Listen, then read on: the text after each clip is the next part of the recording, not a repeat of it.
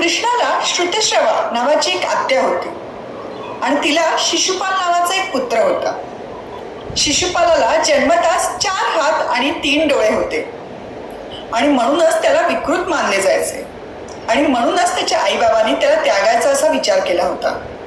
परंतु एक आकाशवाणी झाली आणि त्यात असे सांगण्यात आले की शिशुपालाला एका योग्य व्यक्तीचा स्पर्श होताच शिशुपालाचे एका सुंदर बालकामध्ये परिवर्तन होईल. एके दिवशी कृष्ण शिशुपालाच्या घरी गेला होता आणि त्याने शिशुपालाला उचलून घेतले. कृष्णाचा स्पर्श होताच शिशुपालाचे एका सुंदर बालकामध्ये परिवर्तन झाले आणि हे पाहून त्याची आई आनंदित झाली.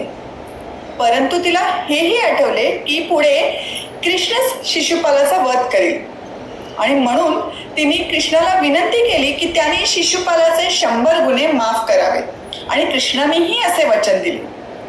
पुढे शिशुपाल मोठा झाला. एके दिवशी युधिष्ठिर म्हणजेच पांडवांचा मोठा भाऊ याचा राजसूया यज्ञ आयोजित करण्यात आला होता. त्यात शिशुपाल आणि कृष्ण हे दोघेही आमंत्रित होते.